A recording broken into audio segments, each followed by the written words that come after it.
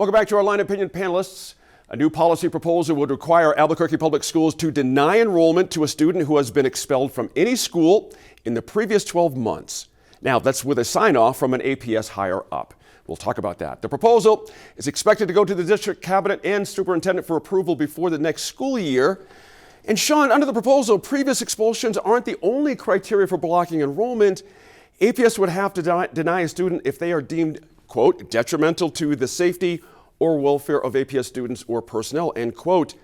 That language seems pretty broad. That's a big old bucket. Does it mean every transgression any kid has ever, pulled ever? Or are we talking about things like guns in school? How did you interpret that when you heard it? Well, my first thought was like, wow, this is any. My first thought was thinking about any student who's had disciplinary problems. Now, APS is signaling that this is going to be for more serious issues, infractions like violence brought to school, or bringing guns to school, or violence against other students.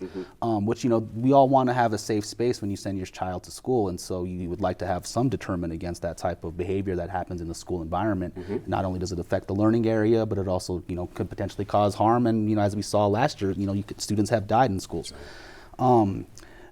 But from there, my next thought was like, okay, now we're looking at a class of students who, as knuckleheads is a kind of an old term, but I thought of the knuckleheads, and I'm like, well, there's a lot of knuckleheads who grow up and become really high quality citizens. And so why cut that opportunity off for education at such a young age and not look at ways to give them opportunities to learn, to educate, to get better. And then my next thought from there was like, where are these kids going to go to school? And I was thinking, oh, well, is this going to boost charter school enrollment? And is that something APS wants? APS should have made, Martha, someone on the APS board made reference like there could be potentially a charter school for kids that have been expelled. I don't know about that discipline in that school. That would be kind of interesting. What the person said was, maybe there's a place we can send them. Right. Maybe. To me, as a former psychologist in the public schools, and the schools were my clients, this is the dumbest thing I've heard ever. Let's look at the downstream effects. Okay. So you kick the kid out of school when they're 12, 14 years old. They can't get in any other school. What happens? They fall into the drug culture. They fall into the street culture. Not going to be too long till they're in jail. You've made maybe somebody that's incarcerated off and on for the rest of their life. What's that going to cost in public money? I mean, even if you don't care about their life. So I just think it is such a misguided situation. It's not a good idea. And there's one other factor that has not been mentioned. Federal law for kids that are in special ed, and some of these are going to be special ed kids. That's why they're causing trouble and so forth. The law says they are entitled to a free and a appropriate public education. That's the law. What's APS going to do about that? That's right.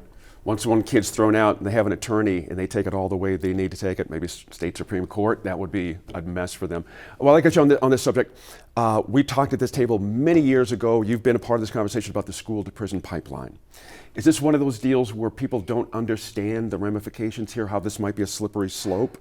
I'm at a loss, Gene, why the educators don't understand. Now, there may be people out there on the street that have never thought of it. Maybe they don't have kids. It's just not on their radar. These are school professionals. How they could not have that on their radar, I don't know. And I think it's making them look both incompetent and short-sighted. Right. It's not good for the system as a whole, what's happening here. It's going to undermine confidence of parents whose kids are not in trouble. That's right. What's going to happen to my kid next? That's right.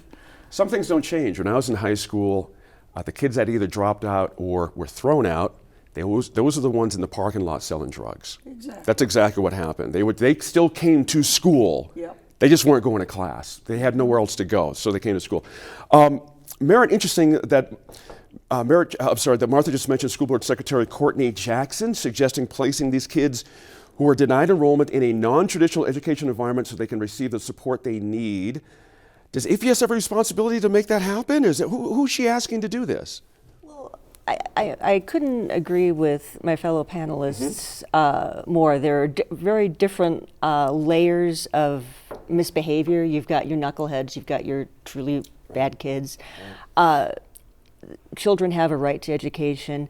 Dumping kids out, to your point, to Martha's point, they're going to go somewhere. If you look at the endemic poverty and drug use in our state, this only perpetuates it.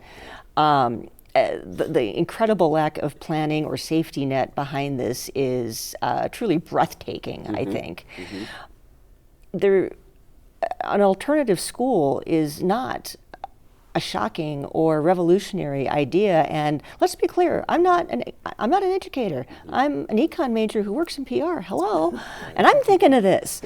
This is not on I have no school board experience. It's very typical in Silver City. They created an alternative school years ago.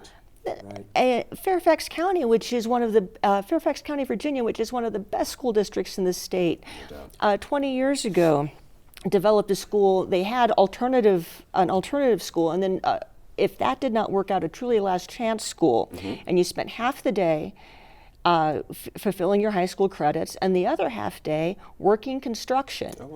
So if school was really not going to work out for you, you actually had a trade, so you could go get a job. You know, instead of just jettisoning the kid out in the street and saying good luck and we'll see you down the road. We cannot figure this out.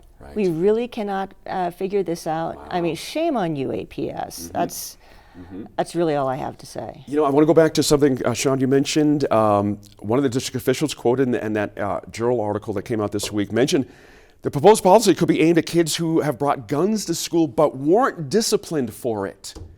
This is my big question. How can you not know the names of every child that has brought a gun onto an APS campus? Just let me get that out of my system. What do you think about this idea about targeting kids that have brought guns to school? I mean, honestly, I think that's probably a bit of misinformation. You're right. I mean, how can you?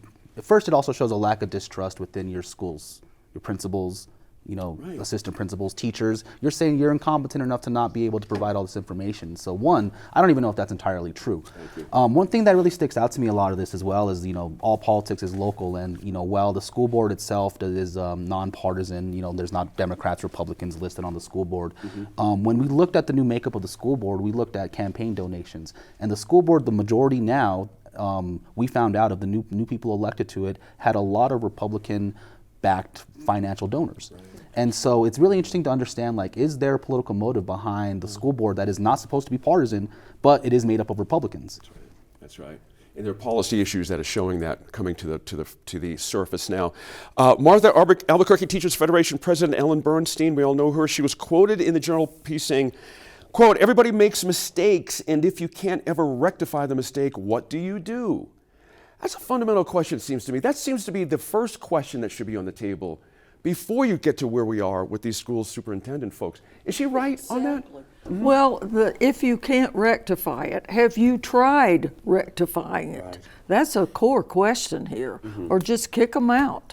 What is there a school within a school model? Some districts around the country have that.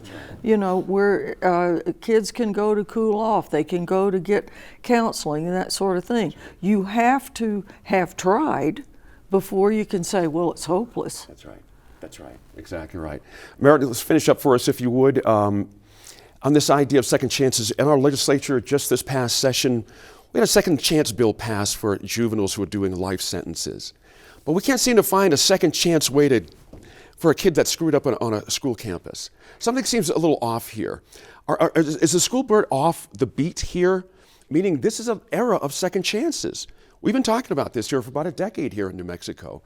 But this seems much more punitive. What's your thought on the flow? Are they in the flow of society here? What are they? I think this is completely off, and you have to think about, again, to the point, where are these children going to go? Are they going to go get a responsible job? Are they going to have the skill? Is anybody going to hire them? No. Why on the street? I got thrown out of school. The door slams in your face. That's right. I mean, no one has thought past, well, they're not going to be in school with my child. I mean, this makes no sense. Isolating these children further gets nothing done. And I don't feel like this is a particularly a liberal or conservative position. It's just simply a matter of our society and an obligation to educate our children, which is kind of Develop Nation 101. That's right. This think. is, That's right. yeah, this is not, this Well isn't said. very, very complex. John, I want to ask Sean to finish up for me. Not that I didn't love your point there, but is this the time, Sean, for groups that represent kids of color to come to the forefront now, not after this is potentially in place, but right now, and say, no, we need to talk about this? Is this one of those moments? This is definitely a moment to bring that up because we are going to see a disproportionate amount of students who are disciplined who come from communities of color, and also when you look at other school districts who might even want to see this as a potential model to deal with their own issues, like who's this going to affect in the very end of it, all. Right. So yeah, definitely, this is a time for I think everybody to stand up and say we don't want this. That's Because right. what is that school or this space that they're looking to create? That sounds like a jail. Right, exactly.